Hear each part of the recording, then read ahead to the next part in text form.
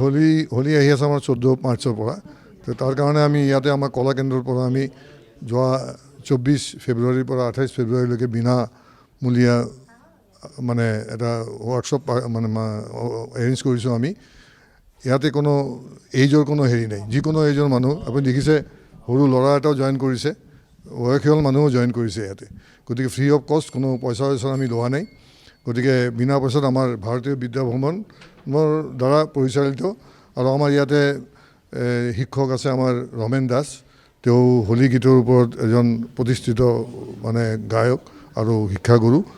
আৰু আমি এই চেগেতে ক'ব বিচাৰিছোঁ যে আমাৰ এই কলা কেন্দ্ৰ আমি হোলী গীতৰ ৱৰ্কশ্বপ দি পেলাই ষ্টাৰ্ট কৰিছোঁ, কিন্তু আমি আগামী দিনত আমি ইয়াতে লোকগীত, হোলী গীত, বৰগীত আৰু সত্ৰীয়া নৃত্য আৰু আমাৰ খোল বাদন এইবোৰ আমি ইয়াতে শিকাম।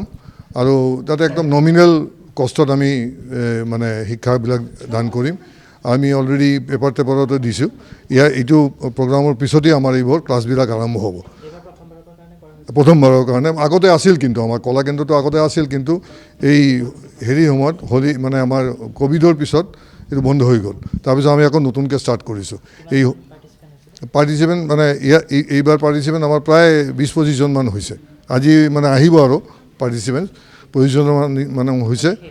আজি লাষ্ট ডে আৰু এই চেকেট আমি ক'ব বিচাৰিছোঁ যে আমাৰ এই আপোনালোকে পাইছে লাষ্ট আমাৰ এটা চেণ্টাৰ ফৰ ছিনিয়ৰ চিটিজেনো আছে ইয়াতে, তাৰ পৰাও আমি প্ৰগ্ৰাম কৰি আছোঁ।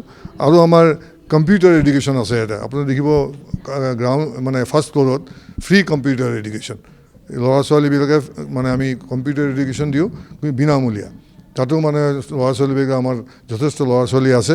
আৰু যদি কোনোবাই কলেজৰ পৰা ল'ৰা ছোৱালী থাকে, স্কুলত পঢ়া, তেওঁলোকে ইয়াতে সেই ট্ৰেইনিং ল'ব পাৰে।